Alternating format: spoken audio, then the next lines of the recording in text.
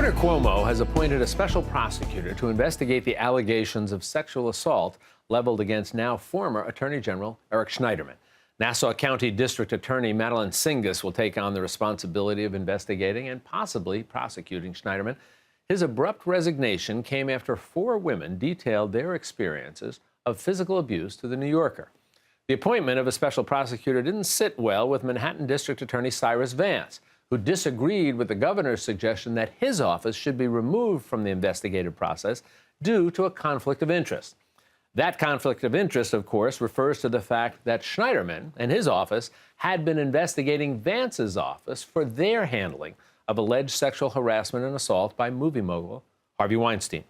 A complex situation, to say the least. So to straighten it all out, we are delighted to welcome back Jennifer Rogers, who helps us to understand all of these legal issues. She is the executive director at the Center for the Advancement of Public Integrity at Columbia Law School and a former federal prosecutor. Jennifer, it always seems that we have a lot to talk about when you come to visit us here.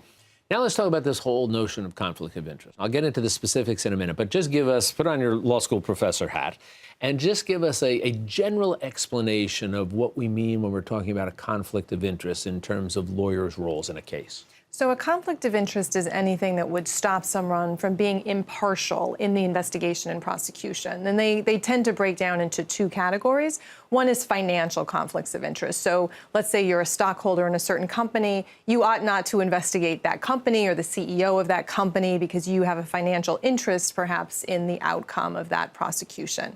The other bucket is kind of personal conflicts of interest. You shouldn't prosecute your brother-in-law. You shouldn't prosecute someone who got in a fight with your brother-in-law. Anything that kind of brings up motives to decide things one way or the other outside of the realm of the case could be a potential personal conflict of interest. So let's look at the specifics of this case. The governor has said, essentially, to Cyrus Vance, the Manhattan District Attorney's Office, we don't think it's a good idea for you to be handling this because of this either actual or perceived conflict of interest.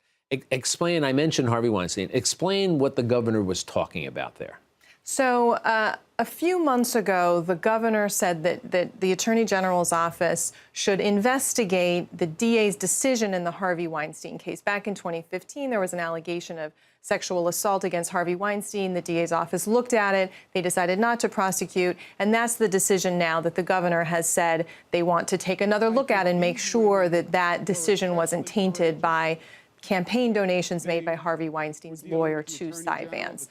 So that was given a few months ago, but critically to me, that investigation actually hadn't started yet. Schneiderman's office just got the formal referral a few days ago and hadn't yet started that investigation into the DA's decision. So the DA, Cyrus Vance, has said, look, there is no conflict of interest here because Eric Schneiderman is no longer the Attorney General.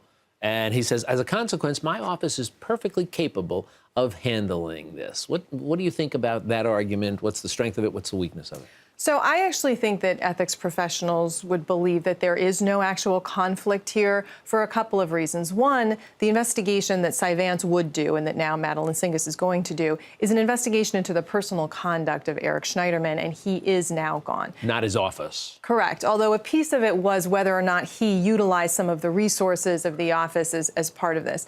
But also, the investigation hadn't started yet, as I said. So there really is no conflict. It's not that he's investigating someone who is investigating him. So I don't think there's an actual conflict. But that still leaves the question of whether it's just cleaner as a perceived conflict matter to have someone else do the whole thing. Let's talk about that, because as you know, in the realm of especially lawyers and conflicts of interest and expanding into political figures in conflict of interest. We talk about actual conflict, which you mentioned, but we also talk about the appearance of a conflict of interest or the perception of a possible conflict of interest here. Apply those notions to this situation and DA Vance. So that's where it gets a little fuzzy, and you can't really say that kicking the case to Singas is wrong, because you're talking about perceptions. What does the public think, even if there's no actual conflict here? So I give Cy Vance credit for trying to defend his independence here.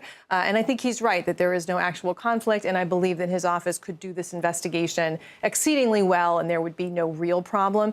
At the same time, I also see the governor's point of, look, let's just move it somewhere else so that there's no issue here. And the notion of making it cleaner and making even the appearance disappear makes a lot of sense.